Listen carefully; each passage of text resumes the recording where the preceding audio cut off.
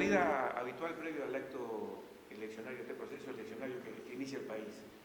¿con qué expectativa está la Corte Electoral para esto y con qué panorama? Bueno, en primer lugar, para mí es un gusto estar hoy aquí en Mercedes y haber mantenido una reunión con la Junta Electoral, con la jefatura de la Oficina Electoral y también saludar a todos los funcionarios electorales en un año muy particular para la Corte, por un doble motivo. Primero, porque estamos en proceso electoral y segundo, porque la Corte está cumpliendo 100 años de existencia. Es decir, que estamos realizando actividades conmemorativas de un siglo de existencia para un país que es el número 1 en el continente en materia de confiabilidad democrática, de acuerdo con encuestas y trabajos de investigación internacionales que se han hecho. Entonces, nuestro desafío es mantener las mismas garantías electorales que fueron construidas hace un siglo, perfeccionarlas, hacer más transparente nuestro sistema, incorporarle tecnología y proyectarse hacia los próximos 100 años. En cuanto al proceso electoral en sí mismo, yo diría que acabamos de finalizar, o estamos finalizando, la primera etapa, que es el cierre del periodo inscripcional, y lo hemos hecho en forma satisfactoria, en la medida en que las estimaciones proyectadas por estadísticas han sido cumplidas ampliamente. Se esperaba un total de 244.000 nuevas inscripciones en todo el país y las hemos superado las 248.000, de manera tal de que se ha cumplido adecuadamente, pese a las características tan especiales de este periodo que fundamentalmente ha sido cruzado por la pandemia que sufrimos en el 2020 y en el 2021. Cuando se habla de la apatía de los jóvenes hacia la política, hacia la actividad política, no se habla de eso en cuanto a institucionalizarse, a sacar su documento y a estar en regla, ¿no? Efectivamente es así, porque la credencial cívica es el documento que acredita la condición de ciudadano.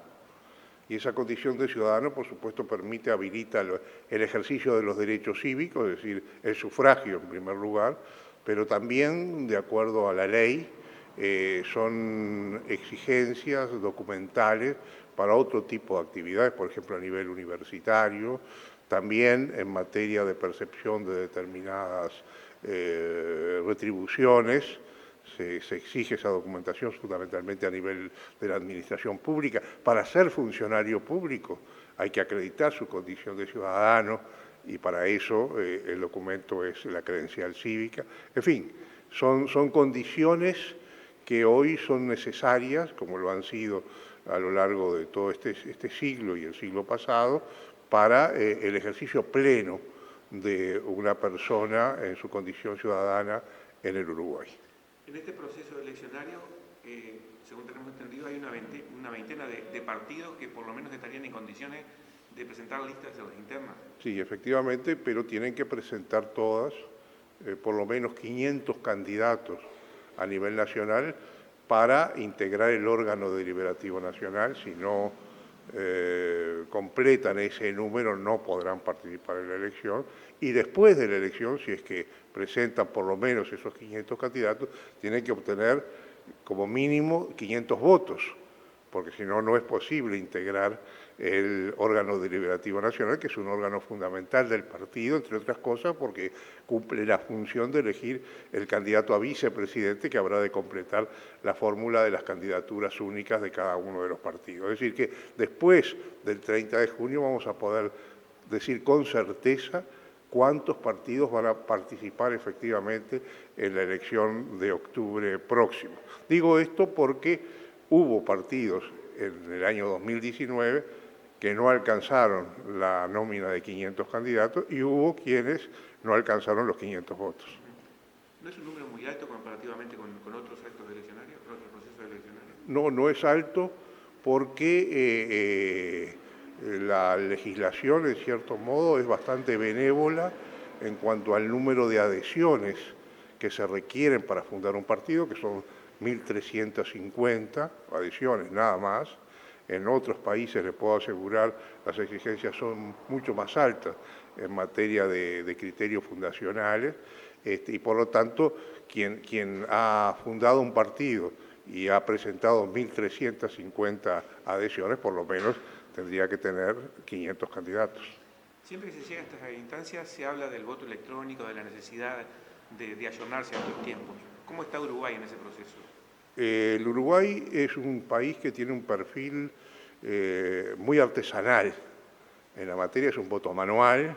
es un voto con hojas de votación, no con papeleta en la que hay que marcar sus preferencias. Las hojas de votación las imprimen los propios partidos, hay números que identifican a esas hojas de votación y a las agrupaciones que las han registrado, todas características propias del sistema uruguayo que no vemos en ningún otro país del mundo y ni que hablar del continente, no obstante lo cual, pese a esa manualidad, el país, su cultura cívica, que está basada, entre otras cosas, en estas características, es objeto de gran respeto y consideración a nivel internacional y de gran confiabilidad, como he dicho. No obstante lo cual, tenemos que reconocer que no es un sistema perfecto, ni mucho menos, y que tenemos que incorporarle tecnología que ha tenido un gran desarrollo en estos 24 años de este siglo y también a fines del siglo XX, y por eso la Corte, entre otras cosas, ha logrado transmitir resultados electorales del escrutinio primario y preliminar desde las propias mesas en las que se recogen los votos la noche de la elección, a tal punto de que en el 2019, por ejemplo, en la segunda vuelta, la diferencia entre un candidato y otro fue en el escrutinio primario de solo 1 punto, generando la situación de que ningún especialista, ningún politólogo o encargado de empresas de opinión pública se animó a decir quién era el ganador esa noche, y todos los ojos se volcaron en la Corte Electoral, y los números y los resultados fueron surgiendo de modo transparente a medida que llegaban, y ese porcentaje se mantuvo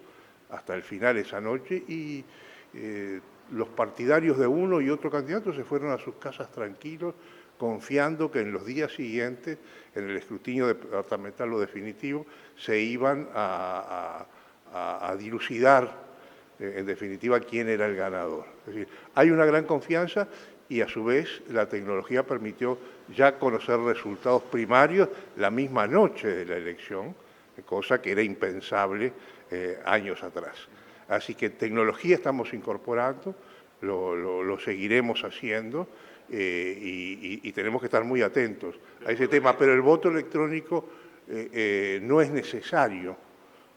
porque eso en principio no reflejaría lo que son las características, reitero, fundamentales del perfil de nuestro sistema, que hacen a la cultura cívica, a la idiosincrasia del uruguayo y a la confiabilidad que nuestro sistema tiene. Y en cuanto a recursos, que siempre se requieren más recursos, pero en cuanto a recursos materiales y de recursos humanos para afrontar estas instancias, ¿cómo está la Corte Electoral? Los recursos que hemos solicitado se han ido otorgando, se van a seguir otorgando en el correr de las próximas semanas y meses. Son recursos muy austeros. También esa es una característica de la Corte Electoral a lo largo de toda su trayectoria, la austeridad en la materia, con un gran apoyo de otras instituciones públicas que se suman a los esfuerzos bajo la rectoría de la Corte, y eso hace que al país el voto sea un voto que puede ser equivalente al pago de un café, mientras que el promedio en el continente a nivel internacional, el voto puede llegar a costar hasta $50 promedialmente. La diferencia es sustancial, de manera tal de que sí, siempre es importante tener los recursos necesarios, pero siempre en el marco de esta austeridad en la que la Corte siempre ha actuado. Muchísimas gracias. Con mucho gusto.